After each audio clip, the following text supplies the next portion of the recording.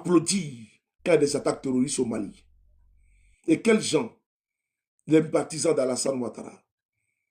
J'ai foncièrement mal. Je le dis avec beaucoup de tristesse. J'ai mal. Nous qui avons été frappés par le terrorisme en mars 2016, la Côte d'Ivoire a été frappée par des terroristes. Il y a eu des morts, des personnes qui sont allées un dimanche pour aller profiter, un week-end pour aller profiter avec leurs familles, leurs amis, leurs compagnes, leurs compagnons. Comment tu vois, il va la chance? Président Parigo, tout mes respects, mon président. Pour aller profiter de leur... voilà, pour aller se relaxer. Leur chemin va croiser le chemin des barbares, des immondes, qui vont les rafaler à coups de Kalachnikov. Ils vont perdre la vie. Moi, je ne joue pas avec le terrorisme. Parce que moi, j'ai été traumatisé ici en France quand j'ai vu les attaques ici en France, au Bataclan, où des familles ont été massacrées. J'ai vu l'attentat du Walter Center en 2011. J'étais à Clichy-sous-Bois. J'habitais à l'époque à Clichy-sous-Bois. Et je me retrouvais à ce moment-là dans un centre commercial, l'éclair de Clichy-sous-Bois. Et j'étais, comme par hasard, dans le rayon de l'espace multimédia où il y avait les télévisions. Et puis on voyait les tours, les avions. Mais moi j'ai cru qu'on quand vous rentrez dans un centre commercial, vous voyez qu'ils mettent des... Voilà, la télévision est en marche pour pouvoir, comment dirais-je, faire la pub. Bon, je me suis dit, bon, que c'était ça, mais de bouche à oreille, ça a commencé à murmurer dans le centre commercial qu'il y a eu un attentat, à comment dirais-je, aux États-Unis. Et donc, c'est ce qui a été passé en boucle là. Donc, je n'ai pas oublié ça. Des innocents ont perdu la vie, qui n'ont absolument rien demandé. Parce que des terroristes, au nom, n'est-ce pas, d'un Satan, parce qu'il ne faut pas ça au nom de Dieu. Il ne faut pas ça à cause de Dieu. Ils le font au nom, n'est-ce pas, d'une doctrine sataniste. Parce que ce n'est pas Dieu qui lui commande d'aller ôter la vie à quelqu'un. Et donc, aujourd'hui, ce qu'on constate, j'ai vu le président Bassirou Diomaye Diakhar Faye, le président du Sénégal. J'ai vu également le communiqué poignant, assumé, responsable des autorités, n'est-ce pas, gouvernementales du Sénégal, chapeauté d'une main de maître avec un leadership incontesté. Le président du PASTEF, Ousmane Sonko, il a condamné avec la plus grande fermeté cette attaque barbare qui a eu lieu, n'est-ce pas, au Mali. En Côte d'Ivoire, c'est un silence radio. Il dit bien silence radio. Nous qui avons un intérêt direct avec le Mali. Nous qui avons des rapports directs avec le Mali. Nous qui avons des relations séculières avec le Mali. Nous, le vice-premier ministre de Côte d'Ivoire, ministre de la Défense de Côte d'Ivoire, est marié à une femme malienne. Aucun communiqué, silence radio, aucune condamnation venant de la Côte d'Ivoire. Mais c'est le Sénégal qui a fait un communiqué. Je salue le peuple sénégalais. Parce qu'ils sont dans l'embarras. Parce qu'eux, ils logent les chefs terroristes en Côte d'Ivoire. Parce que la plupart des... On a vu ici les MLNA qui ont ouvert son succursale à Abidjan. Ils ont ouvert, n'est-ce pas, les boutiques à Abidjan. Et puis c'est pas en Abidjan. C'est pas en Côte d'Ivoire. Tous ceux qui soutiennent ces terroristes qui ont de l'AES sont en Côte d'Ivoire. On a vu ceux qui ont voulu assassiner le capitaine Courage, président Ibrahim Traoré. Avec les Sakandé, avec Damiba. Dernièrement, le coup qu'ils ont voulu faire. Mais ils voulaient attenter à la vie du capitaine Traoré.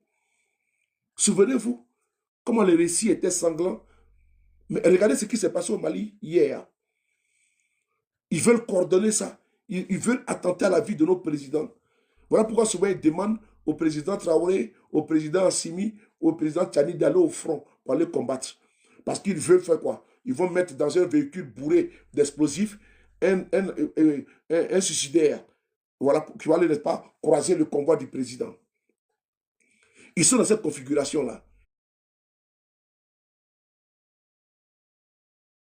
Ils sont prêts à tout. Parce que ceux qu'ils envoient à la mort, à qui ils donnent, pardon, ce projet funeste, mais c'est ceux qui sont complètement dans un état second. Ils sont drogués. Partagez les gars, partagez.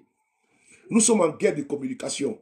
Et je prends toute ma place dans cette guerre de communication parce que force doit rester à l'AES, force doit rester à l'État régalien, force doit rester aux femmes, aux forces armées maliennes. Jamais nous devons soutenir les terroristes. Jamais, sous aucun prétexte. Sous aucun prétexte, nous devons soutenir les terroristes. Ils ont des communicants sur la toile. Nous sommes les communicants de l'AES. Nous sommes les communicants de l'Afrique. Et vous qui êtes ici, qui n'êtes pas d'accord avec ça, partagez cette vidéo. Partagez et à côté. Mettez des cœurs. Parce que nous sommes ici pour votre communication. Sinon, on doit porter la communication de l'AES et on va porter avec dignité et fierté. Je le fais avec responsabilité, avec gravité. Ils ont les médias. Ils ont les médias mensonges, propagandistes. Oui, mais nous, vous pouvez compter sur les activistes panafricains qui ont pris fait de cause pour notre continent. Ce n'est pas un panafricanisme baroque ou galvaudé, ce n'est pas ça.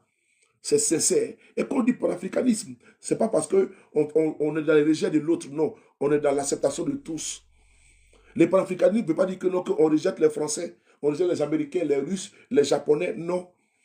D'abord, nous-mêmes, nos valeurs, nos us et coutumes, notre africanité, nos nourritures, nos mets, nos accoutrements, nos danses.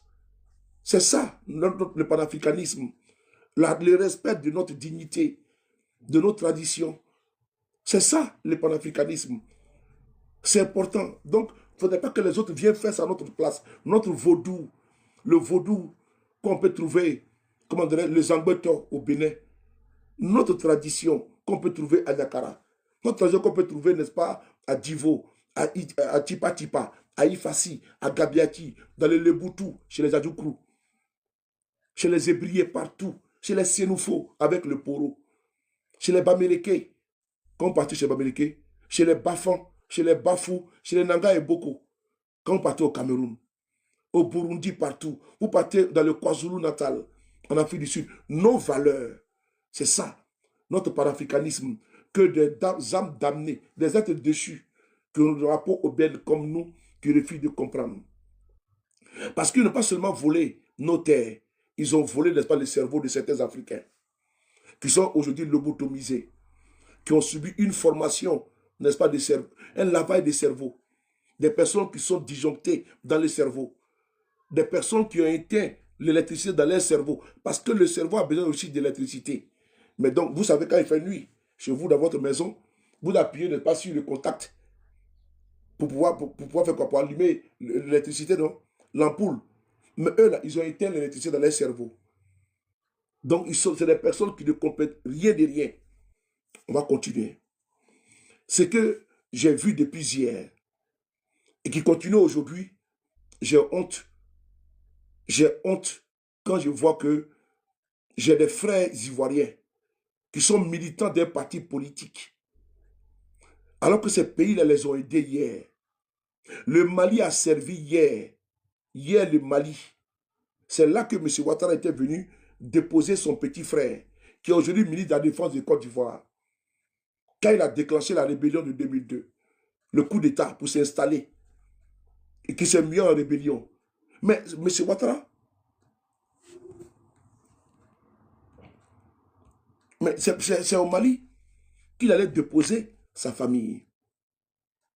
Mais le Mali a donné une femme à Téné Brahma Ouattara.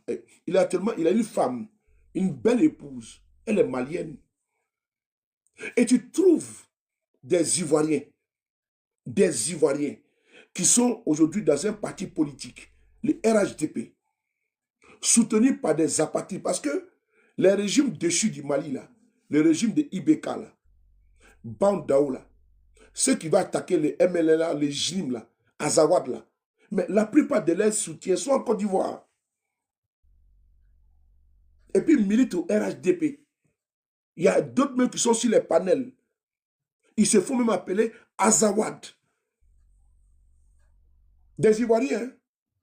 Et puis, ils revendiquent les attaques terroristes. On a vu un pseudo-pasteur ici dire qu'il félicite les terreaux pour ce qu'ils font. Un pseudo-pasteur. Ils ne sont pas inquiétés. Ils font l'apologie du terrorisme. Je vous informe ici, vous qui êtes là. Si vous constatez sur une page Facebook ou TikTok d'un activiste du RHDP qui se trouve en Europe, il faut prendre la publication, vous nous envoyez. Parce qu'on a besoin de ça pour le traduire devant les tribunaux. En France, en Belgique et partout. Je répète encore, si vous voyez sur une page d'un militant du RHDP, de M. Ouattara, qui se trouve en Europe, depuis des semaines, on les traque, on n'arrive pas à les avoir. On a besoin d'avoir, comment dirais-je, des publications d'eux sur les attaques des terroristes dans l'AES. Parce que nous avons des huissiers, nous avons également un pôle, n'est-ce pas, de juristes. On a besoin de ça pour les traduire devant les tribunaux pour apologie du terrorisme. Je vous en supplie. Si vous avez des pages, vous prenez la photo capture d'écran, vous envoyez les liens, mais vous pouvez même faire vidéo de la publication. Il peut effacer après. Faites la vidéo, vous scrollez sur sa page. S'il a fait une publication, il a fait 2 publications. Après la publication, vous commencez par la première, vous descendez et vous remontez, vous filmez, vous nous envoyez. On en a besoin. On en a besoin pour compliquer les dossiers administratifs en Europe. On en a besoin pour les faire rapatrier en Côte d'Ivoire. Parce que cette fois-ci, la France est devenue dure au niveau administratif. Donc, on va les compliquer la situation. Parce qu'on va les mettre devant le tour, on va les mettre dans les tourbillons. Parce que j'ai vu un communiqué de l'Union européenne. J'ai vu un communiqué de l'Union européenne qui condamne les attaques terroristes qui ont eu lieu au Mali. Donc, quelqu'un peut se retrouver en Europe et puis aller faire l'apologie du terrorisme. Ce n'est pas possible. Donc, on va les éduquer. Comme il se croit tout permis, on va les éduquer. Voici le communiqué qui est là. Je vais vous lire le communiqué de l'Union européenne. Moi, je n'ai pas vu en France. Et puis, il y a des actes terroristes, nous, on condamne, on dénonce. Et puis, les terroristes attaquent dans les pays de l'AES des individus qui sont sur le territoire européen, vont décider de faire la politique du terrorisme. Mais on va aller avec eux devant les tribunaux. On ne peut pas admettre ça. Et ça, il faut que vous le compreniez. Je dis que ce soit qui que ce soit, envoyez-nous la vidéo. Moi, je l'ai dit, nous avons déjà notre organe. Il y a des organisations déjà de défense des droits de l'homme qui sont déjà constituées à travers la loi française, n'est-ce pas, la loi 1901, qui sont déjà en activité pour porter des plaintes. Ça, vous allez voir que ces personnes-là, on va les dresser. L'apologie du terrorisme, les terroristes, là, ils n'ont pas d'amis, ils n'ont pas d'alliés. Et dans un prétoire, devant un magistrat, qui va expliquer. C'est important. L'apologie du terrorisme, c'est un délit. C'est un délit. Donc, je vais vous lire le communiqué de l'Union européenne qui est là. Le communiqué est le suivant. Déclaration de l'Union européenne. L'Union européenne condamne fermement les attaques terroristes perpétrées au Mali le 25 avril. Vous avez compris? L'Union européenne, ça veut dire que quoi? Quelqu'un qui se trouve en France, en Belgique, en Italie, en Allemagne, qui se trouve, n'est-ce pas, en Finlande, qui se trouve en Grèce. Mais cette personne-là, en tout cas dans tous les pays européens, ne peut pas aller saluer ce qui s'est passé au Mali. Parce que l'Union européenne, dans son ensemble, a condamné. C'est là. C'est là. C'est un acte terroriste. Et même il les qualifie comme étant acte terroriste. Donc, ils peuvent rester en Côte d'Ivoire parce que là-bas, c'est l'impunité totale. Et puis faire l'apologie du terrorisme. Mais je dis, dans les frontières françaises ici, là, belges partout, il faut par vous nous envoyer. On va vérifier quelque chose. On va voir si les derrière est soudé. On va voir si les derrière est soudé. On va voir si le pouvoir de Ouattara va quitter là-bas pour venir les défendre ici. Pour dire non, tu as fait apologie du terrorisme, non, on te soutient. Eux, mais ils vont te lâcher en plein vol. Mais ça va les dépasser. Ça va les dépasser. Quelqu'un peut applaudir le terrorisme où en Belgique, là, les terroristes sont frappés là-bas. Tout le monde condamne ça. Tout le monde, comme Pata Moulenbeek. On a vu ce qui s'est passé en Belgique. Moi, j'étais en Belgique la semaine dernière. On voit comment les terroristes frappent ici aveuglément en Allemagne, partout. On ne peut pas rester en Europe et puis faire l'apologie du terrorisme. Ce n'est pas possible. Donc, je vais lire le communiqué. L'Union européenne condamne fermement les attaques terroristes perpétrées au Mali le 25 avril. l'Union européenne adresse ses sincères condoléances aux familles des victimes ainsi qu'aux autorités maliennes et exprime également sa pleine solidarité avec le peuple malien. Nous réaffirmons notre détermination dans la lutte contre le terrorisme ainsi que notre engagement en faveur de la paix, la sécurité et la stabilité au Mali et dans l'ensemble du Sahel. Voici les propos de l'Union, voici le communiqué de l'Union européenne. Donc c'est comme ça, le politiquement correct, que l'on doit condamner fermement les attaques terroristes qui ont eu lieu au Mali. Et donc quelqu'un ne peut pas se retrouver sur le territoire, le sol européen, et puis va saluer l'attaque terroriste qui a eu lieu au Mali. Je vous en supplie, si vous connaissez une page Facebook d'un communicant du RHDP, il faut nous envoyer ça. On en a besoin pour travailler. On va montrer à la personne là, qui fait coup faire. Comme lui compte sur le pouvoir de Ouattara pour venir applaudir des crimes crapuleux, on va voir ce qui va se passer. On va poursuivre. Et donc, j'ai dit encore, je suis triste aujourd'hui quand j'ai vu des militants de M. Ouattara jubiler. Ils se cachent derrière des avatars. Derrière des avatars, et puis ils viennent commenter. Ils sont contents. Ils prennent leurs propres pages, ils viennent. Ils sont fiers. Bravo aux JNIM. Et ce qu'ils disent, c'est triste. C'est triste. Voilà pourquoi vous voyez que j'ai l'air comme ça, triste. Parce que je me dis, mais ceux-là sont mes frères. Mais mes frères qui sont perdus. Mes frères qui vont défendre des actes barbares. Des actes que ces mêmes gens ont causés à notre pays. En Côte d'Ivoire, en mars 2016, Ouattara était président. Et c'est ces frères-là qui vont applaudir ce qui arrive au Mali. C'est mes frères-là qui reçoivent ces terroristes sur des panels. Un jour, j'étais sur un panel, fait TikTok. Et il y a un gars qui ouvre son micro, on lui donne la parole. Et puis il dit non, que lui, il est un combattant d'un groupe terroriste là-bas. J'ai dit, mais ma place n'est pas ici. Moi, je suis descendu. Moi, je n'ai pas discuté avec un terroriste. Je crois lui dire. Il n'a pas d'explication à me donner. Il va m'expliquer quoi? J'ai dit à l'autre du panel, je suis désolé, allez, bonne soirée. Je me suis déconnecté, je ne discute pas avec un terroriste. Je suis descendu en même temps. Donc, ce qui a eu lieu hier, et également nous sommes dedans, c'est une guerre de communication. Le Mali est en guerre. Le Burkina est en guerre. Le Niger est en guerre. Les hommes et les femmes sont au front en longueur de journée. Des hommes tombent sous les balles assassines des terroristes. Ce n'est pas d'aujourd'hui. Des fils dignes de ce pays, les Moribo Kone, les Assimi Goïta, les Sadio Kamara, les comment dirais-je, Aboulaye Maïga, qu'on appelle ça même, Aboudelman Tchani, toutes ces personnes-là, le capitaine Ibrahim Traoré, le commandant Yabré, Zergo, tous ces gens-là, ils ont décidé de prendre le taureau par les cornes, de donner leur vie, pour vous, pour nous. Et quand ces personnes aujourd'hui sont face, n'est-ce pas, à ceux qui savent faire le mieux, parce que s'engager d'abord dans l'armée, c'est faire donner sa vie. Un militaire, il faut le respecter. Parce que celui qui s'engage dans l'armée comme ça, il fait donner sa vie, de son sang, de son corps, partager, tapoter. C'est-à-dire qu'il dit, moi je suis là. Avant de s'en prendre à toi, ils vont s'en prendre d'abord à moi. Donc il donne sa poitrine. La première balle qui doit venir là, c'est lui que ça doit toucher d'abord. Il s'est donné en holocauste. Quand un militaire s'engage, il se donne en holocauste. Il met sa vie dans la balance. Il faut le respecter. Des soldats vont au front. Ils disent au revoir à leurs femmes, à leurs enfants.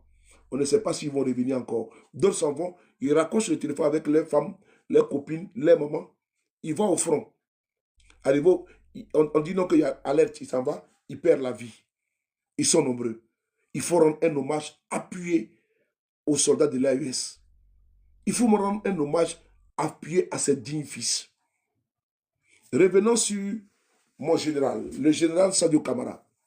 fils digne de l'AES.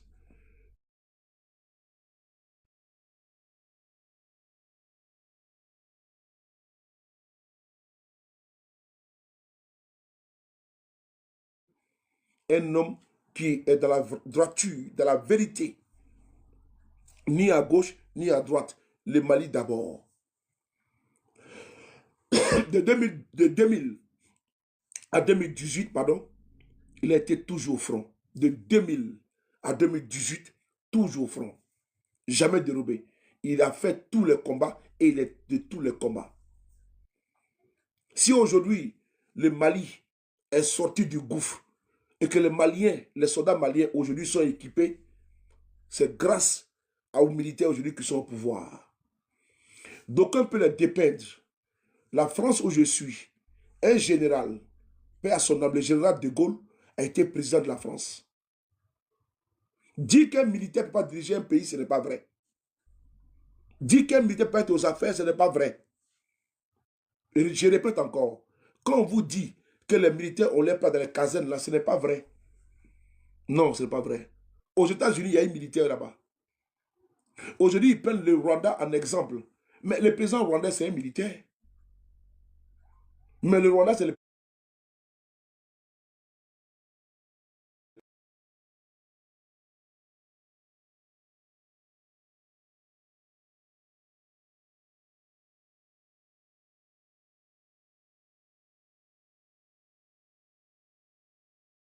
à l'époque, qui a été exécuté sur une plage à Accra. Si ma mémoire elle est bonne. Mais Rollins, il est pris en exemple. Il est cité en exemple. Et donc, quand le pays est en danger, quand le pays est en souffrance, quand le pays est sous perfusion, à l'agonie, c'est l'armée qui est le dernier rempart. Mais le Mali, là, ils n'ont absolument rien demandé.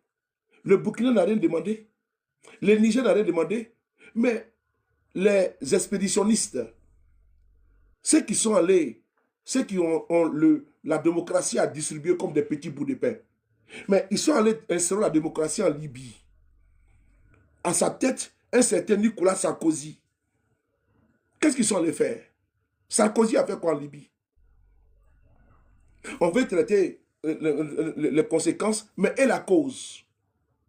Pourquoi on veut renverser la donne? Pourquoi on veut faire comprendre aux gens que c'est les pays de l'AES qui ont tort? Et il y a des Africains qui avalent ça. Parce qu'il y a une narrative qui est bien huilée. Parce qu'il y a une narrative qui est bien peaufinée. La mayonnaise doit passer. Il y a des Africains qui avalent ça, qui gomment ça. Oh, pauvre Afrique. Pauvre Afrique. Il y a des Africains qui avalent ça.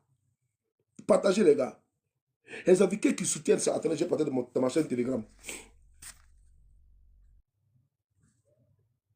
Merci beaucoup, Mathieu Kerekou du Bénin. Merci beaucoup, Mathieu Kerekou du Bénin. Frères et sœurs, 2 secondes.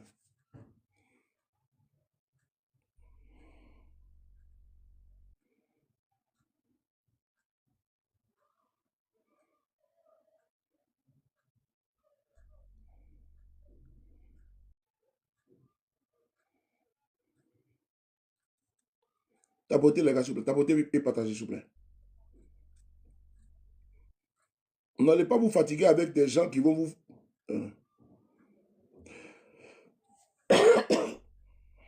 N'importe quel abruti va s'élever pour faire des analyses politiques.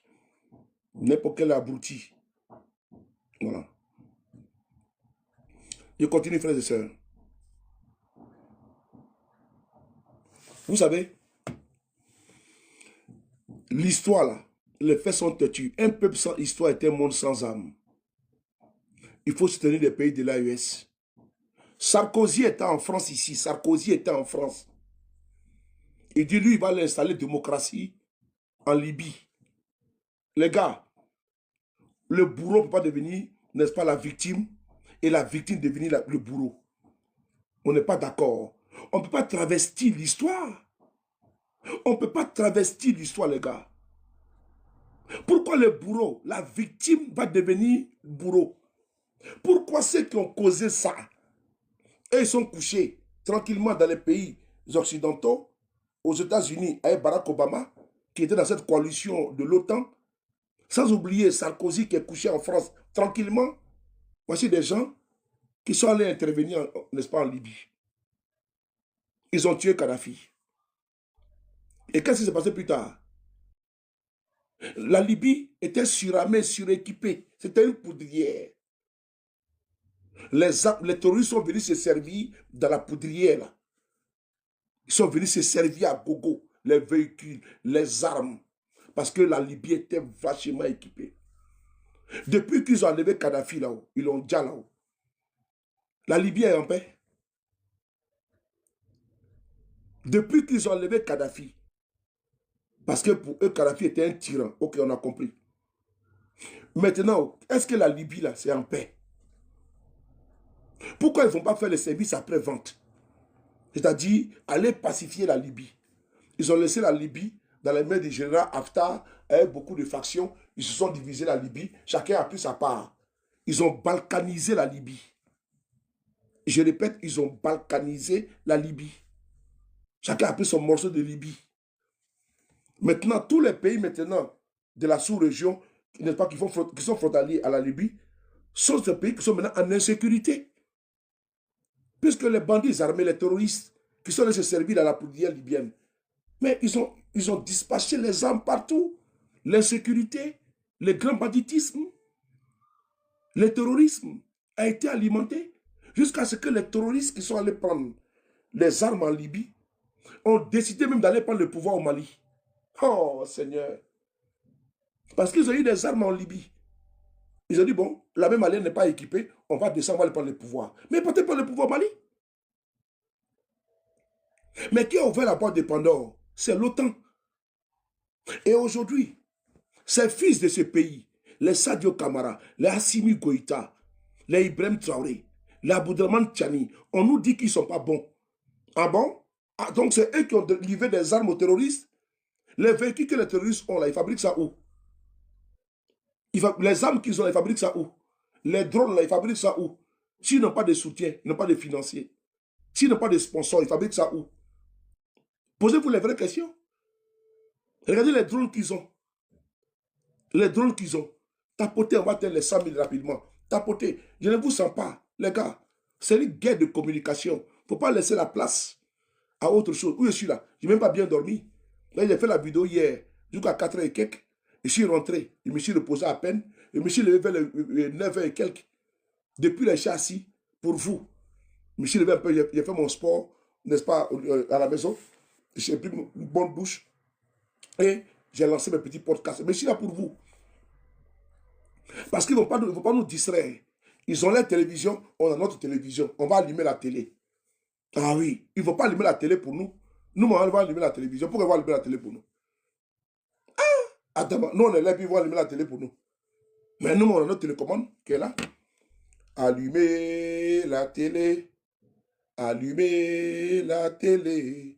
Allumer la... J'ai allumé la télé. Donc, voici notre télévision qui est là. Ils ne vont pas venir nous dire pour ce qu'eux veulent que nous, on a qu'à dire. Non, non, non, je suis désolé. Nous, on va dire aussi pour que ceux qui nous entendent. C'est pas ça. Pourquoi c'est eux qui ont la vérité et puis nous, on n'a pas la vérité? Pourquoi c'est eux qui doivent nous informer et puis nous, on ne les informe pas? Ou bien, non, non, non, on allume notre télé et puis nous, on va les informer. C'est de ça qu'il s'agit. Et regardez ce qui se passe entre les États-Unis, l'Iran, comment on appelle ça, Israël. Mais c'est une guerre de communication, chacun balance là-bas. Tout balance. Ou bien, c'est de ça qu'il s'agit. Donc, nous, on va pas les gonfler les audimat. Je suis désolé. Qu'ils fassent leur communication, nous, on fait notre communication. Est-ce que le son est bon? Ils doivent faire leur communication, nous, on fait notre communication. Voilà. Et en temps de guerre, parce que le Mali est en guerre, les gens n'ont pas compris ça. Pas parce qu'il n'y a pas tous les jours les crépitements des balles, les sifflements des balles à Bamako, que le Mali est en paix. Le Mali est en guerre. Pas parce qu'il n'y a pas de sifflement de balles à Ouagadougou, au bord du Lasso, dans les capitales tous les jours, mais le Burkina est en guerre. Le Niger est en guerre. Pas parce qu'à Niamey, il n'y a pas de sifflement de balles que le Niger est en guerre. Les gars, il faut qu'on se réveille. La guerre n'est pas terminée. Mon tendance à croire que quand il y a une paix relative, il n'y a pas d'attaque, ou il y a attaque sporadique, tout est bon. Les gars, ils n'ont pas fini encore. Ils ont beaucoup de paix dans les manches. Ils ont beaucoup de projets, n'est-ce pas, de déstabilisation, n'est-ce pas, en perspective. Et vous allez perdre la vigilance, vous perdez la garde. Par rapport à quoi? On doit faire la veille citoyenne au niveau de la communication. On doit continuer toujours à tordre le cou au mensonge. On doit continuer toujours à galvaniser. Parce que ce n'est pas eux qui viendront faire notre communication à notre place. C'est à nous de porter notre communication. Vrai ou faux? Vrai ou faux? Mais regardez un exemple. Je vous prends un exemple. En quelques jours, en Iran, l'ayatollah a été neutralisé. Et beaucoup de hauts dignitaires de l'Iran. Est-ce que l'Iran n'est pas debout? L'Iran est debout. Parce qu'ils savent qu'ils sont en guerre. Dans une guerre, là, les gars, on doit toujours être debout. Parce que la guerre, là, c'est pas, comment dirais-je, une soirée dansante. Ça va venir danser le compas, pas venir danser zouk ou couper décalé, ou bien djembé, ou bien les dimanches à Bamako, c'est les jours des mariages. Ce n'est pas ça. Ce n'est pas ça. On dit la guerre, les gars. Les gens ont oublié ça. Ils ont oublié que c'est la guerre qui continue. Et pour eux, comme eux sont assis à Bamako, ils sont assis à Ouagadougou, ils sont assis à Niamey, bon, ils vont croire que la guerre n'est pas finie. On est dedans. Quand Ibrahim Traoré parle, les gens n'écoutent pas. Quand le capitaine parle, ils n'écoutent pas. Quand il dit l'hiver noir, l'albinès noir, les gens pensent que c'est quoi? C'est-à-dire que les gens sont dans des projets machiavéliques. Et regardez ce qu'ils ont fait. Ils sont venus attaquer la résidence du général. Un camion plein d'explosifs, de bombes. Un camion plein. Mosquée même qui était à côté là. La mosquée, il y avait des fidèles là-bas, ils sont morts. Des fidèles qui sont à la mosquée. C'est-à-dire qu'on appelle ça des kamikazes. Oui, kamikazes. On appelle ça attentat suicide. Les gars, ils rentrent dans la voiture. Et puis la voiture est pleine d'explosifs. Ils foncent. Il va, il cogne, il s'explose et puis lui aussi il meurt. Vous avez vu les pratiques qu'ils sont en train de faire? Donc c'est cette guerre, on appelle ça le désespoir. Ils sont dans un désespoir. Donc ils vont appliquer tout pour atteindre leur objectif. Le président Traoré, mais ils ont voulu faire la même chose sur lui. Le président Tchani, quand ils sortent là, vous les voyez souvent, ils ne veulent pas que les gens s'approchent là. Pas parce qu'ils ne veulent pas saluer le peuple. Non. C'est pas ça. Il y a des infiltrations. C'est une guerre non conventionnelle à leur côté. Ils n'appliquent pas les règles de la guerre, ces gens-là. Il va porter un habillement en bas de lui, là. C'est que des ceintures d'explosifs. Et quand il vient, il y a la foule. Président. Et puis il va actionner, n'est-ce pas, la ceinture. Mais ça va exploser.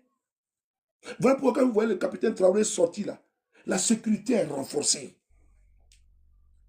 Idem pour le président Assimi. Le président Tchani, c'est pareil. Nous-mêmes, souvent, là, on a mal quand on voit le président Traoré ou le président Tchani, tout, Assimi, on dit, hey, tiens, on ne sait jamais. Il peut avoir un sniper. Il peut avoir une personne comme ça. Un tube d'explosif. Donc, il faut comprendre que la guerre dans laquelle nous sommes là, frères et sœurs, il y a aussi la communication dedans. Je demande encore à mes frères de l'AES, si vous avez perdu, pour certains, vous avez dit, bon, on va attendre un peu. Chaque jour que Dieu crée, il n'y a pas d'heure pour la guerre. C'est H24. Il faut vivre en temps de guerre, comportement de guerre, attitude de guerre. Voilà pourquoi moi je dis que moi je suis bircé pour la communication. Je l'ai déjà dit. Je me suis donné en holocauste. Ils ont tout dit de nous. Ils ont voulu nous dénigrer. Non, ils sont payés comme ci, comme ça. Tous ces bobards. On est resté debout. On est resté droit. Moi, comment tu vois, plus belle? On est resté droit. C'est là que nous sommes. Je vous demande de ne pas perdre la garde. Quand vous voyez nos panels, nos vidéos, partagez les gars, c'est une guerre de communication. C'est une guerre de communication. Il ne faut pas qu'on puisse laisser l'ennemi qui est en face remporter la guerre de communication. Parce que nous, c'est notre terrain qui est là. Il faut que nos soldats qui sont au front sachent qu'ils sont soutenus par la base, par ceux qui sont sur les réseaux, qui sont en train de galvaniser dans tous les continents. D'ailleurs, on va organiser des grandes manifestations de soutien aux femmes. On va le faire très bientôt. Il faut qu'on laisse apporter notre soutien pour dire non au terrorisme. Ce qui s'est passé au Mali, c'est quelque chose de gravissime qu'on doit condamner, on doit dénoncer avec la plus grande énergie, avec force. Ce qui s'est passé au Mali, on ne peut pas admettre. Dans tous les pays où ça doit se passer comme ça, on doit avoir la force de condamner. On ne peut pas se jouer avec ça. Des gens qui se lèvent, qui n'ont aucune proposition pour le peuple malien, pour le peuple burkinabé, pour le peuple nigérien. Ils se lèvent comme ça. Ils sont drogués. Ils prennent des substances. Vous pensez que quelqu'un qui est lucide là, peut se lever comme ça, aller conduire une voiture et puis se faire exploser? Non. Mais c'est la drogue qu'ils prennent. Ce n'est pas Dieu qui a demandé ça. Ce n'est pas Dieu qui recommande ça. Mimi, comment tu vas? Ce n'est pas Dieu qui demande ça. Ça coule. Donc, vous qui m'écoutez aujourd'hui, la guerre que nous menons ici, là,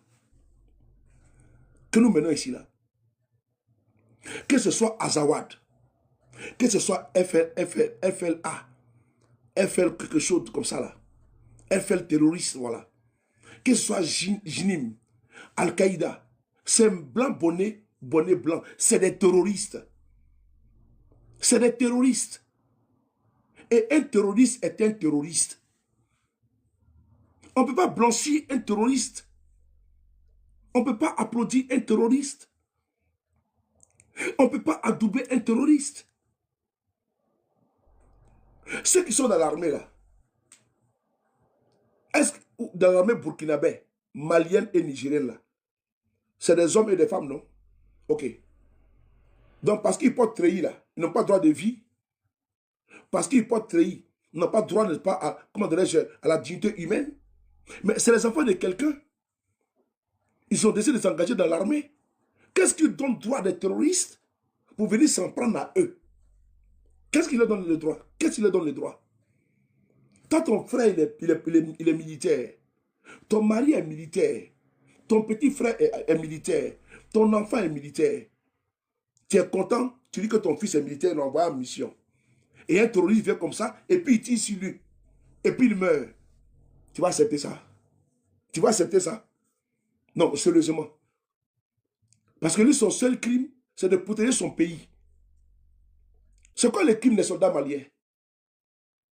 C'est quoi les crimes des soldats maliens? C'est quel crime qu'ils ont commis? Parce qu'ils protègent la terre de leurs ancêtres.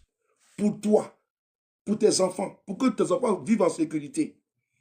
Profitent des richesses du pays, du développement du pays, de la santé du pays, de l'économie du pays. Parce que le diamant qui sera vendu, l'or, le manganèse, tout ça là, pour que tout le monde puisse en bénéficier. Donc lui, les militaires protègent ça pour tout le monde. Quels sont les crimes du militaire burkinabé? Le militaire burkinabé, il a fait quoi aujourd'hui? Son seul crime, parce qu'il protège son pays. Mais ce n'est pas le capitaine Ibrahim Traoré qui protège. Ici, désolé, c'est le Burkina Faso qui protège. Les soldats burkinabés là, ce n'est pas le capitaine Ibé qui protège. Parce que l'armée burkinabé, ce n'est pas écrit dessus l'armée de Ibé. C'est écrit l'armée burkinabé. Ce n'est pas écrit l'armée malienne, l'armée de Assimi Goïta.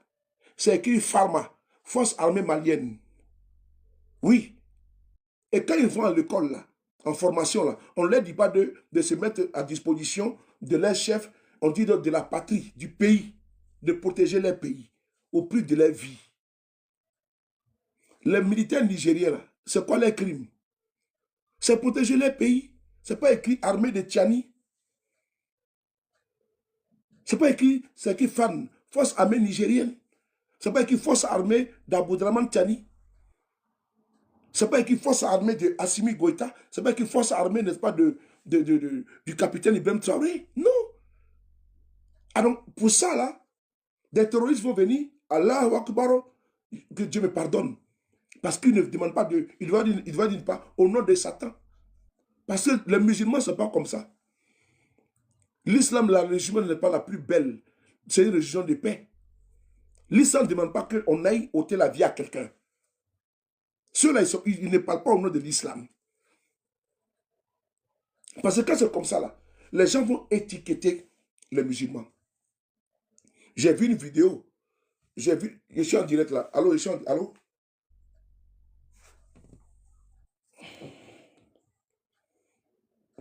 Je pense que c'est pour une information. Ah, ils sont en train de me signaler, ils sont en train de me signaler. Ils sont en train de me signaler là. Je pense que c'est pour une information importante. Ma personne, comment tu vois? Je suis en direct là, je suis en direct.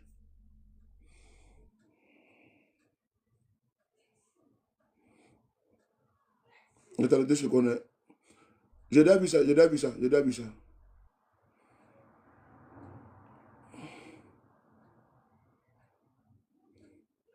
Ah bon? Ah,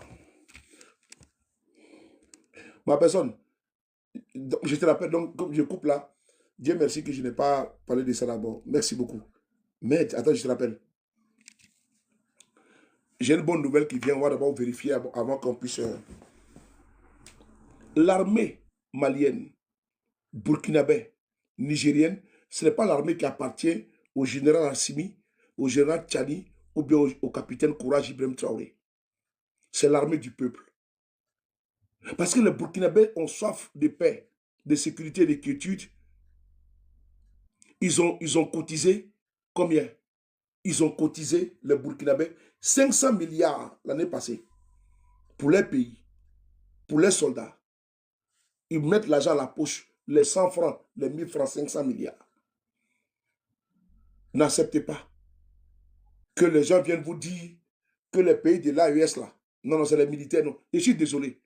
Ceux qui sont allés attaquer la Libye là, et puis ils ont dit, on va voir la démocratie là, ils sont où? S'ils n'avaient pas attaqué la Libye, et puis suréquiper, surarmer les terroristes là, mais le Mali sera aujourd'hui en paix, le Burkina en paix, le Niger en paix, et puis on n'aura pas de militaires à la tête de ces pays-là. La conséquence, aujourd'hui, la conséquence de leur inconséquence, de leur interventionnisme en Libye, là, c'est l'avènement d'Assimi au pouvoir. Assimi a pris le pouvoir parce que le pays, ça n'allait pas. Si Ibé a pris le pouvoir, c'est parce que son pays n'allait pas. Si Tiani a pris le pays, c'est parce que le pays, ça n'allait pas. C'est parce que les terroristes, n'est-ce pas, prenaient, n'est-ce pas, de l'ampleur. Les attaques qui ont eu lieu là, c'est la coalition. En 2012, ils ont fait pareil. Il y a eu l'alliance FLA et puis JNIM. Cette année, vous voyez là, c'est la coalition du Front Polisario. Parce que le Mali a décidé de ne plus reconnaître le Front Polisario. Un territoire qui est discuté entre le Maroc. Voilà. Donc, le Mali a décidé de ne plus le reconnaître. Vous savez également que la Mauritanie est à côté. Sans oublier l'Algérie. Le Mali a des ennemis qui sont là, qui sont à découvert. Vous connaissez que l'imam Ducos, ce n'est pas au Mali qu'il est, et en Algérie qu'il est. Tout ce conglomérat-là, toutes ces personnes-là. Mais le Mali est vaste et gaillard. Le Mali, c'est millions de kilomètres carrés. Frère, les femmes, il faut les féliciter. Hein. Il faut saluer les femmes. Attendez, viens mettre ici, là. Viens mettre ici. Bravo, femmes. Parce que là, il ne faut pas laisser ça. Voilà. Voilà. Voilà. Voilà. Voilà. Voilà. Il faut mettre bravo les femmes. Bravo. Frères et sœurs, je vais vous dire une chose. Le Mali, là, c'est millions de kilomètres carrés. Hein. Le Mali. Ce n'est pas 200 000 kilomètres carrés. Hein. Ce n'est pas 500 000. Hein. C'est millions. Superficie du Mali, c'est millions. Attendez, je vais voir même sur Google. Superficie du Mali. Attendez, voir superficie du Mali. Ce n'est pas dans ma tête là. Superficie du Mali. Du Mali. Le Mali, c'est 1 242 000 km². Le Mali, là, c'est 1 242 000 km². Donc la Côte d'Ivoire, là, le Mali fait 4 fois la Côte d'Ivoire. Oui. La Côte d'Ivoire, le Mali fait 4 fois la Côte d'Ivoire. 1 246 000 km² le Mali. Oui. Donc, imaginez-vous les FAMA. Comment les FAMA doivent être déployés de gauche à droite. Hein? Regardez comment les FAMA doivent être déployés de gauche à droite. Mais si on parle pour rien, où est ton problème? Va ailleurs. Va soutenir tes amis terroristes là-bas. Il faut muter ce cafard. Il y a un cafard là. Il faut aller soutenir tes amis terroristes. Ici, là, nous, on soutient, je soutiens l'AES aujourd'hui, demain et après-demain. Toi, tu ne soutiens pas l'AES aujourd'hui. Pourquoi? Parce que tes maîtres là, aujourd'hui, n'aiment pas l'AES. Donc, tu ne le soutiens pas. Mais quand tes maîtres vont changer le narratif là, tu vas changer, n'est-ce pas, le narratif. Mais donc, nous là, nous ne sommes pas les Africains aliénés. Voilà. Donc, frère, va soutenir ta tribu, n'est-ce pas, de criminels, de terroristes là. On n'est pas pareil. Ici là, c'est le mur de l'AES qui est là. C'est le mur des Africains concrets, conscients. C'est le mur des Camerounais conscients. C'est le mur des Djiboutiens conscients. C'est le mur, n'est-ce pas, des Nigériens conscients, des Nigérians conscients, des Guinéens conscients. C'est le mur qui est là. Les Africains qui sont anticonformistes. Les Africains qui ne sont pas enchaînés dans le cerveau. Qui ne sont pas esclaves de leurs maîtres colons. Ça, c'est le mur des Africains délivrés. Voilà, lucide. Mais les Africains qui sont toujours dans l'acceptation de tout, là, leur mur, là, c'est de l'autre côté. Vous avez votre couloir, allez-y là-bas. Parce que nous ne sommes pas pareils. Franck Fanon disait, le combat entre les colonisateurs et les colonisés se passera entre les colonisés eux-mêmes. Donc, vas-y là-bas. Ici, ce n'est pas ta place ici. Va écouter là-bas les médias Jeunes Afrique et autres là. Va là-bas, c'est là-bas que vous pouvez vous réunir. Allez-y là-bas. Voilà, allez-y là-bas. Merci. Donc, on continue. Frères et sœurs,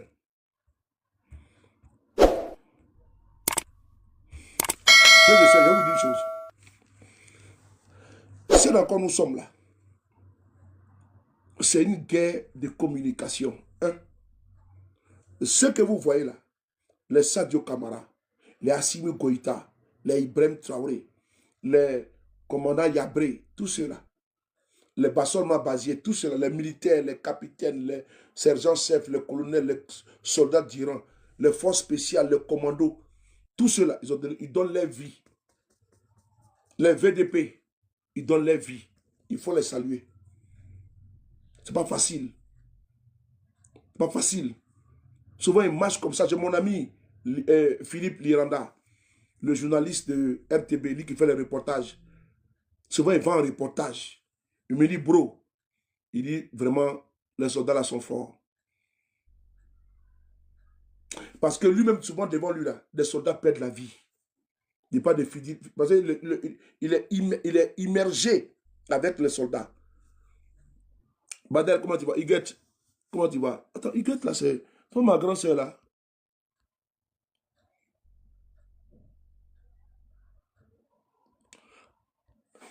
Donc, il est immergé parmi les soldats. Et vous entendez dans ces reportages, souvent il y a mort d'hommes, mort de soldats. Ils sont tristes, mais ils continuent la marche. Allez écouter les reportages de Philippe Liranda, de Bienvenue Taonsa. Regardez les reportages avec les soldats burkinabés, les soldats maliens, les reportages. Souvent, les véhicules montent sur les EUI, les engins, n'est-ce pas, explosifs là, improvisés là. Et puis ça explose, ils perdent la vie. Ils perdent la vie. Tu vas avec les soldats au front, ils sont pratiquement 500 ou 300. Il y a 5 qui vont rester. Ils vont sécuriser un convoi de livraison et comment dirais-je, de provisions et autres. En cours de route, les véhicules, n'est-ce pas, montent sur des engins que les terroristes ont camouflés sur la route. Il y a des démineurs, ceux qui vont déminer la route là, qui perdent la vie. C'est un combat où, à tout moment, tout peut arriver. Mais est-ce qu'à tout moment, tout peut arriver, on doit s'arrêter? Non, on doit continuer le combat. On doit continuer le combat. Il dit à tout moment, en tout lieu, à toutes circonstances. Là où je parle, là, il y a des militaires qui sont au front, en train de se battre. Il y en a qui sont faits prisonniers. Mais les autres, là, continuent le combat. Ils vont capturer également des terroristes. Ils les neutralisent. Vous voyez souvent quand les terroristes, ils arrivent à capturer un soldat, pour eux, c'est une bénédiction. Ils mettent les vidéos sur la toile pour faire du chantage à leur famille, pour saper le moral des autres. Ce n'est pas facile d'être militaire, parce que tu peux être otage. Et à la fin de l'année, il y a un soldat américain, son avion a été abattu en Iran. Vous avez vu ce que l'armée américaine a déployé pour le retrouver? Vous avez vu ce qui s'est passé? Être militaire, ce n'est pas facile. Et aujourd'hui, là, ce qu'ils vont raconter, les trucs là, moi je vous dis, il faut vous conformer à la communication officielle des autorités du Mali. Parce qu'ils ont voulu faire, ils ont voulu assassiner tous les grands, les chefs de l'armée malienne pour décapiter la structure de commandement. Et si le Mali est attaqué et puis ils arrivent à faire tomber le pouvoir, l'AES tombe. Parce que leur objectif là, c'est quoi? C'est faire vaciller, faire tomber un pouvoir, un président de l'AES. C'est ça leur ambition. Les gars, qu'est-ce que vous n'avez pas compris? Le projet qu'ils ont mis en place là, il faut qu'un président de l'AES tombe. Ils ont tenté avec Tchani la fois passée. Ils ont essayé avec le président Traoré. Et vous avez vu ce qui s'est passé avec Damiba. Si vous avez vu que le Togo a livré Damiba là, le Togo ne voulait même pas livrer Damiba. Parce que le Togo a demandé aux autorités burkinabés de leur montrer les preuves. Parce que eux là, Damiba est sous leur protection. Donc eux, ils veulent des preuves tangibles afin de pouvoir, si besoin il y a, livrer Damiba. Est-ce que les autorités togolaises ont demandé? Les autorités burkinabés, ce que j'ai reçu comme information, je vous donne. Hein. Voilà, parce que souvent il y a des informations qu'il ne faut pas faire de la rétention. Les autorités togolaises ont demandé qu'ils veulent des preuves tangibles parce que Damiba est sous leur responsabilité et leur protection, là, il ne peut pas le livrer comme ça. Il faut des preuves tangibles. Sinon, ça va poser problème. Qu'est-ce qui s'est passé? Les autorités burkinabées ont adressé toutes les preuves aux autorités togolaises. Qu'est-ce qu'ils ont fait? Ils ont retransmis les documents là à la justice togolaise. Mais Damiba lui-même là, il a été interrogé, il n'a pas nié. Écoutez bien ce que je vous dis. Hein. Damiba lui-même, il a été interrogé au Togo, il n'a pas nié les faits. Il était face à l'évidence. Le projet qui avait été chapeauté pour assassiner le capitaine Ibé et les autres dignitaires du pouvoir là. Mais Damiba n'a pas nié. Donc le Togo maintenant ne pourrait plus le protéger. Puisqu'il y a eu des interventions, merci Rousseau, il y a des interventions de la CEDEAO, comme ça, de M. Ouattara, tout ça là. Vous dites non, il ne faut pas les livrer. Mais le Togo dit voici les preuves qui sont là. Vous-même, voici ça qui est là. On fait comment? Damiba lui-même, il reconnaît. Il n'a même pas été brutalisé. Il n'a pas été torturé. Lui-même, face aux preuves, voici les preuves qui t'accablent. Est-ce que c'est vrai? Est-ce que c'est IA? Damiba est passé à table. Parce que ce que vous avez vu sur la toile là, ce n'est pas tout. Hein? Il y a des secrets d'État qu'on ne donne pas ici sur les réseaux.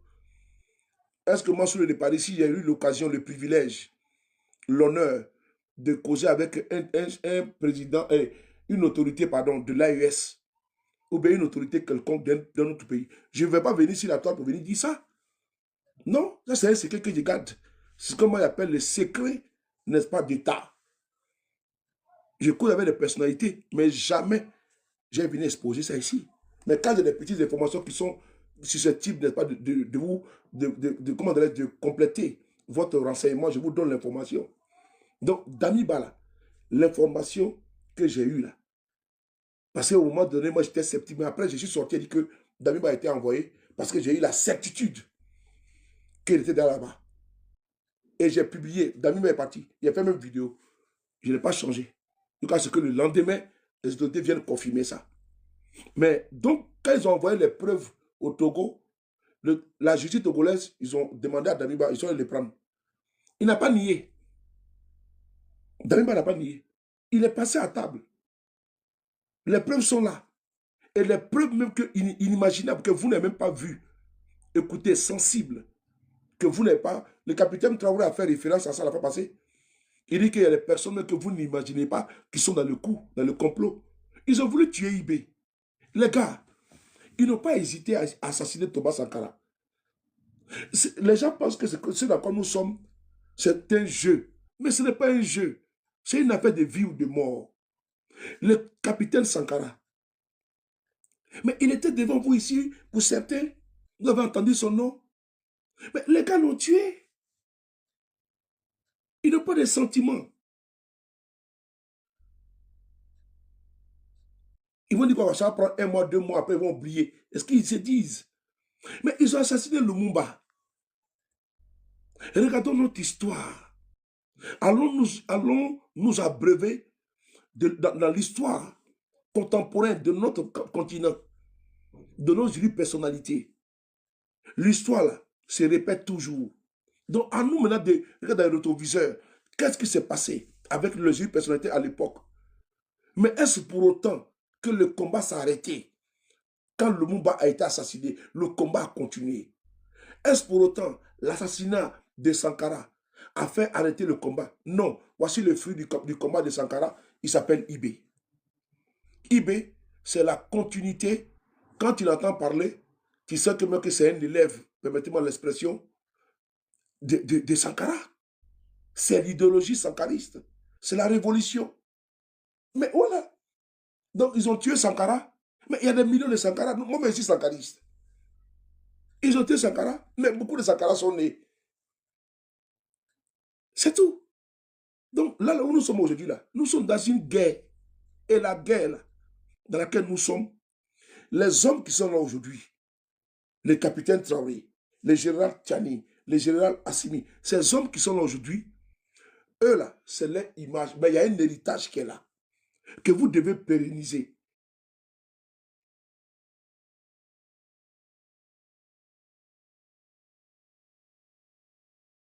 Avec ces lois, mais que nous passions du stade, de la phase, n'est-ce pas, d'enfant, à la phase adulte, et jusqu'à la vieillesse, et à la porte de sortie. Et d'autres vont prendre, n'est-ce pas, le flambeau. Ça sera nos enfants et petits-enfants. Donc, dans 100 ans, les Assimi, les Tchani, les Ibé, et nous autres, on ne sera pas là. C'est nos enfants qui vont prendre le flambeau. Mais il faut que l'idéologie et le combat toujours puissent demeurer. Et c'est ce qui sont de mettre ici aujourd'hui, les fonds baptismaux. Parce qu'eux, ils ne sont pas éternels. Ils ont une vision qui doit rester dure. Dure comme roche, dure comme fer. Ils sont en train de s'aimer pour que dans 100 ans, 50 ans, dans 200 ans, là, on reste toujours dans la même posture de l'AUS est toujours là. Et nous, on peut reposer en paix. Parce que dans 200 ans, on ne sera pas là. C'est la nature qui le dit. Mais est-ce que ce qui a été semé là va être bien récolté? Et ils vont toujours continuer à s'aimer et à récolter. C'est ainsi que un riche laboureur parlait à ses enfants. Moi, quand j'étais élève, c'est ce qu'on me... J'avais lu ça, ce conte-là, dans un bouquin. Un riche laboureur. C'est le laboureur et ses enfants. Je vais chercher ça ici. Ben, je connais bien les textes, mais bon, je vais juste... Le laboureur et ses enfants. Le laboureur. Je ne sais pas si ça existe dans Google. Voilà, c'est là. C'est La Fontaine, voilà. Je vais lire les textes, 2 secondes.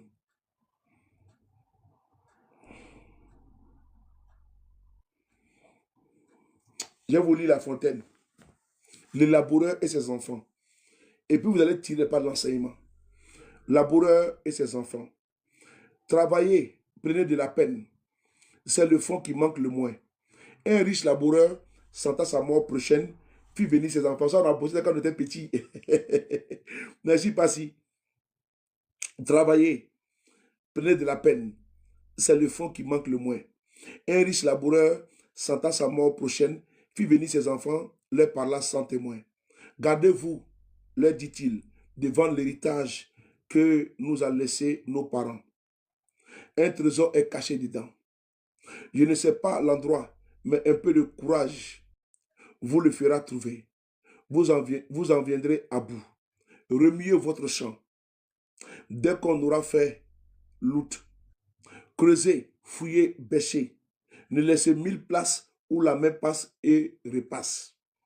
Le père mort, le fils vous retourne le champ. De ça, de là, partout, si bien qu'au bout de l'an, il en rapportera davantage. D'argent, point de cachet, mais le père fut sage de leur montrer avant sa mort que le travail était un trésor.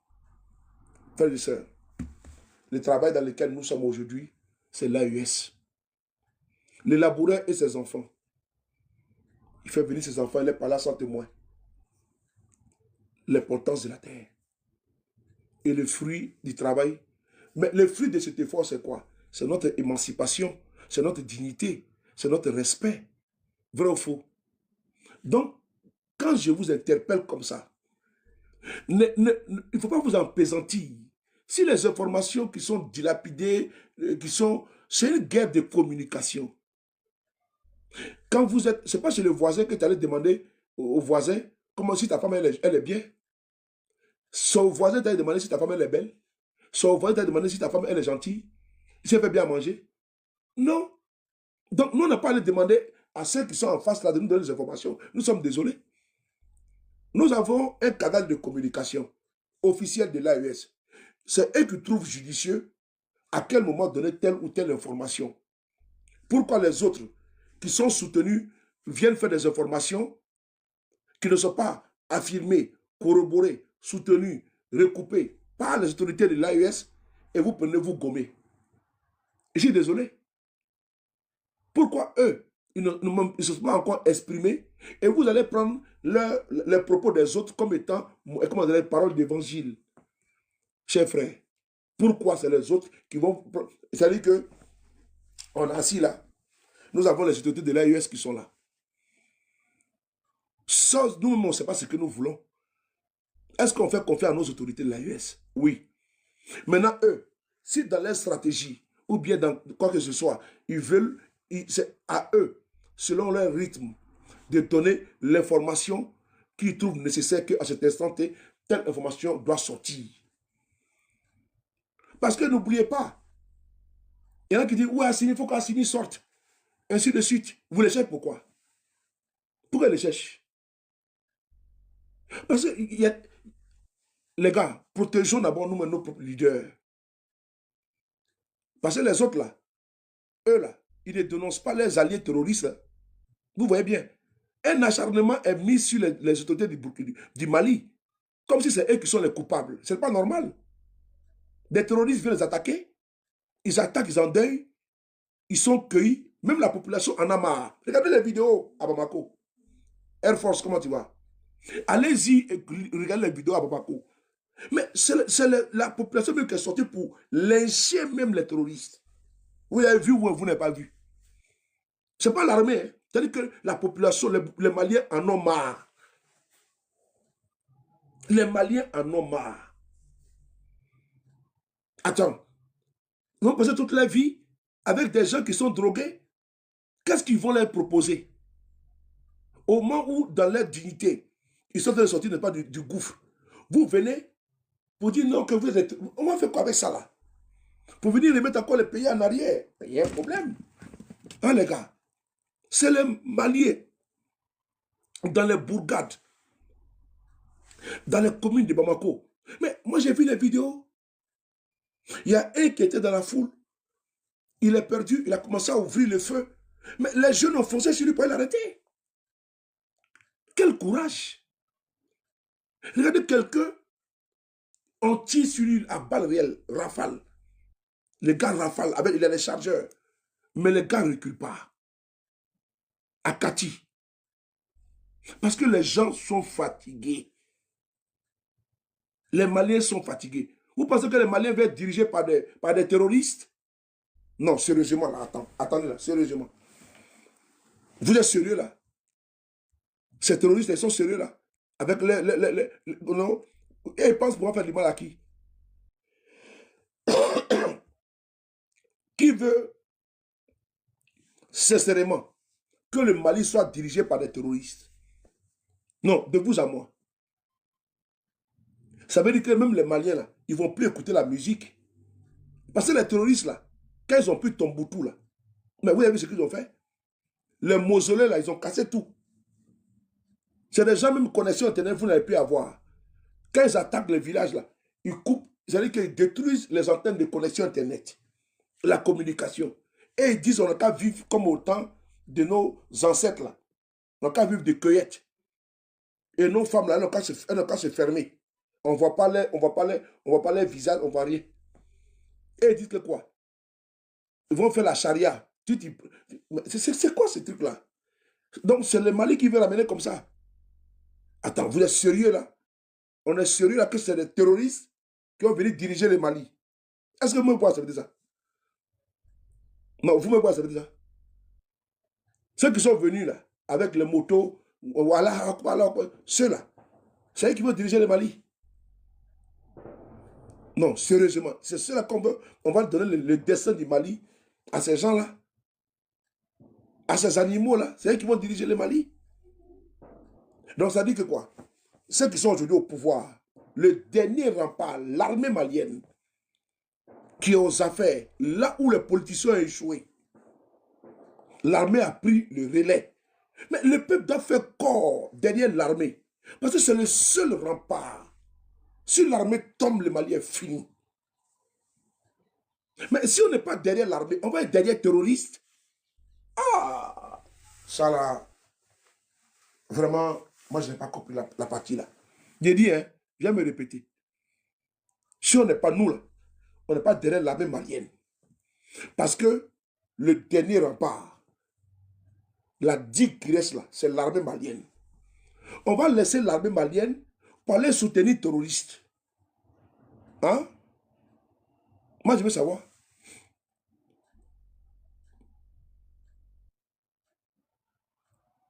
Les politiciens au Mali, là, ils ont échoué.